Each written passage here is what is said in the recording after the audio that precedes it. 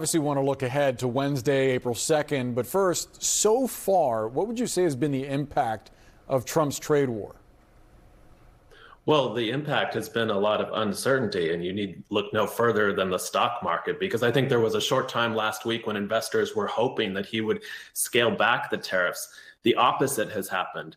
Remember when Trump during the campaign talked about broad-based 20% tariffs on all our trading partners? He sort of scaled that back and then was going to do the reciprocal tariffs on our 15 largest trading partners who we have the biggest trading deficit with.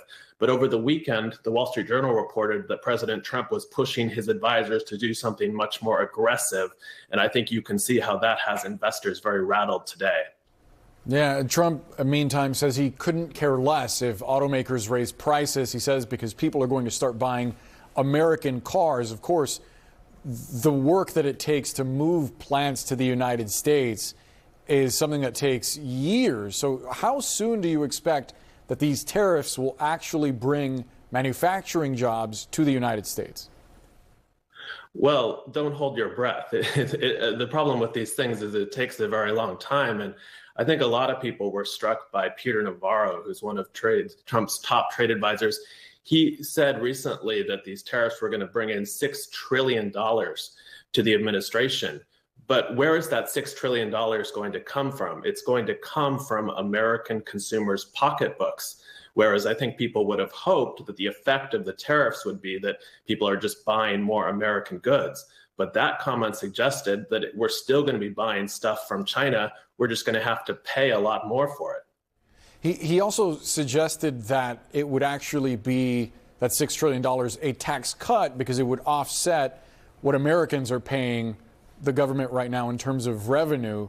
Is that realistic? The math just doesn't pencil out, at least anytime soon. It's a nice idea, but we've never seen tariffs successfully work like that. And, President Trump was elected for many reasons, but one of the main reasons was because he promised to bring prices down. But he's very much doing the opposite of that. And you saw last quarter, at the end of the last year, we were on track for 2.5% GDP growth. That's now been cut to about 0.4% GDP growth. And economists see about a 25% chance of a recession, which Goldman Sachs just said today was much more likely. These are all because of the tariffs. And Goldman Sachs and all these other investment banks are saying they are cutting their GDP forecast directly because of the uncertainty from the White House and showing that they're willing to put up with this short-term pain for what the White House says will be long-term gain. But we have to wait and see for that. There's also a question about long-term gain itself, because, as you know, Ben, the argument from folks that support free trade for so long is that you can manufacture products in other places in the world where it's cheaper to manufacture them. Therefore, consumers here in the United States benefit from cheaper labor costs, cheaper production costs in other places. So I wonder, ultimately, what is the opportunity cost to consumers of building vehicles and some of these other products, of actually bringing the manufacturing to the United States? Isn't there something lost there?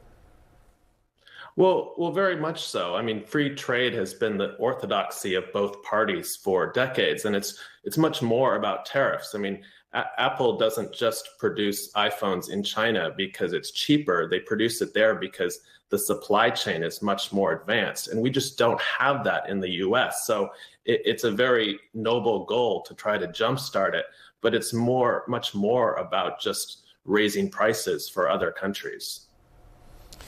Ben Bergman, we have to leave the conversation there. Very much appreciate the time. Thanks for